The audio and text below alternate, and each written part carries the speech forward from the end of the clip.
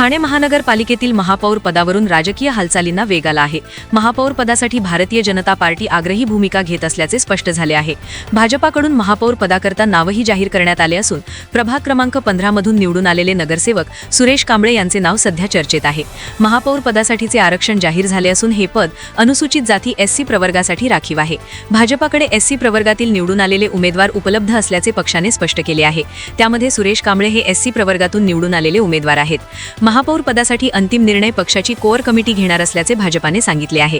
मात्र भाजपाची स्पष्ट मागणी असून महापौर पदाची 2.5 वर्षांची मुदत आम्हाला मिळावी असा आग्रह पक्षाकडून धरण्यात आला आहे।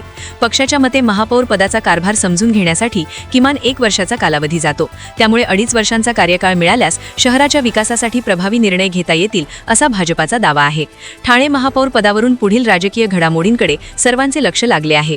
मध्ये आज महापौर पदाची जी सोडत झाली ती एससी समाजाची झाली आणि आमचं निश्चितपणे याच्यामध्ये आमचे प्रदेश अध्यक्ष माननीय चव्हाण साहेब आहेत, त्याचबरोबर राज्याचे उपमुख्यमंत्री शिंदे साहेब यांची एकत्रित या संदर्भातली बैठक झालेली आहे आणि महायुतीचा महापौर होण्याच्या दृष्टिकोनाने या सगळ्या महानगरपालिकेमध्ये एक रणनीती वरिष्ठांकडून आखली गेली। त्याच्यामध्ये निश्चितच कारवाई ही खालच्या पदावरती होईल।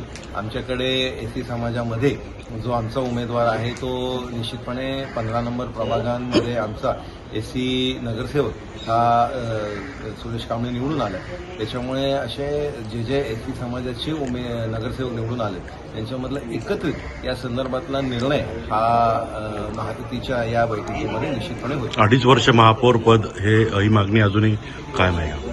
याच्यामध्ये आमची मागणी या संदर्भातली किंवा आमची भूमिका या संदर्भातली सुस्पष्ट आहे की जो कोण व्यक्ती त्या पदावरती असेल त्याला जर त्या पदाला न्याय द्यायचा असेल तर त्यांनी 2 ते 2.5 वर्ष कमीत कमी त्या तिकडे काम केलं पाहिजे, तरच त्याला त्या पदावरती न्याय देता येईल। 1 वर्ष हा फक्त त्या पदाची जबाबदारी समजून घ्यायला लागते।